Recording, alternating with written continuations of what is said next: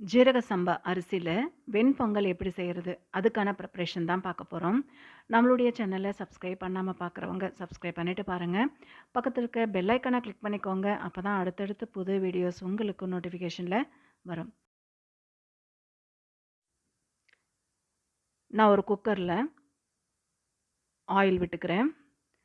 Oil சூடானதுமே மிளகு, சீரகம், பச்சை மிளகா, இஞ்சி, கறிவேப்பிலை, கொத்தமல்லி எல்லாமே சேர்த்துக்கிறேன். மிளகு, சீரகம் இதெல்லாம் நல்லா பொரிஞ்சு வரட்டும்.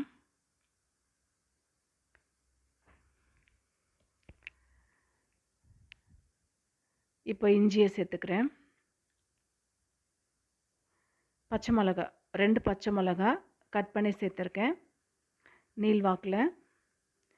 கறிவேப்பிலை சேர்த்துக்கிறேன். கொத்தமல்லி சேர்த்துக்கிறேன்.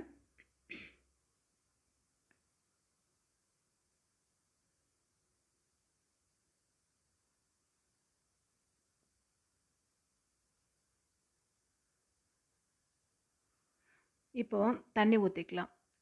1 டம்ளர் ஜீரக சம்பா அரிசி, 1/2 டம்ளர் பைத்தம்பருப்பு. நான் ஒரு 1/2 hour ஊற வச்சுருக்கேன். 1 டம்ளர் ஜீரக சம்பா அரிசிக்கு 4 டம்ளர் தண்ணி ஊற்றிக்கிறேன். 1/2 டம்ளர் பைத்தம்பருப்பு இருக்குது இல்லையா, அதனால் 4 டம்ளர் கரெக்டாக இருந்துச்சு. அதே மாதிரி 4 டம்ளர் போதும். இப்போது 4 டம்ளர் நம்ம தண்ணி ஊற்றியாச்சு. சால்ட்டு சேர்த்துக்கிறேன். சால்ட்டு சேர்த்துட்டு நல்லா பாயில் ஆனதுக்கு அப்புறமா தான் நம்ம அரிசி போடணும். நல்லா கொதித்து வரட்டும்.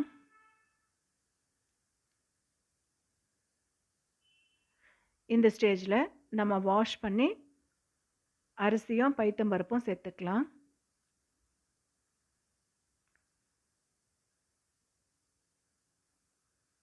இப்போ அரிசி போட ஆரம்பிச்சிடலாம்.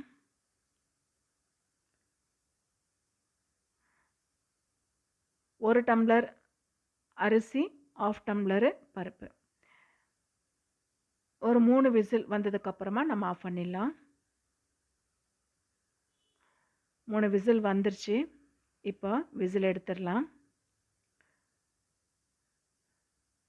நல்லா தளதளன்னு வந்திருக்கு பொங்கல். ஹோட்டலில் கிடைக்கிற அதே சுவையோடு இருந்தது. இதே மாதிரி நீங்களும் செஞ்சு பார்த்துட்டு எப்படி வந்திருக்குன்னு சொல்லுங்கள்.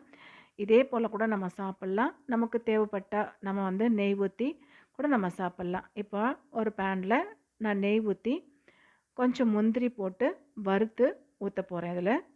அப்படியே கூட நம்ம சாப்பிட்லாம். நல்லா இருந்துச்சு. நம்ம எக்ஸ்ட்ராவாக தேவைப்பட்டால் நம்ம கொஞ்சம் 1 டீஸ்பூன் அளவுக்கு நெய் ஊற்றிட்டு அதில் முந்திரி போட்டு ஃப்ரை பண்ணி கூட நம்ம சாப்பிட்டுக்கலாம்.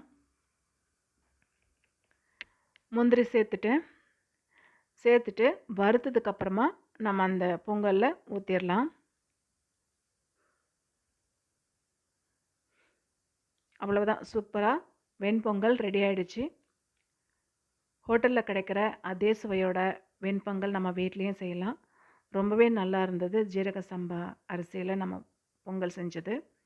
இதே மாதிரி செஞ்சு பார்த்துட்டு எப்படி வந்திருக்குன்னு கமெண்ட் பண்ணுங்கள். நம்மளுடைய சேனலை சப்ஸ்கிரைப் பண்ணாமல் பார்க்குறவங்க சப்ஸ்கிரைப் பண்ணிவிட்டு பாருங்கள். சூப்பரான வெண்பொங்கல் ரெடி.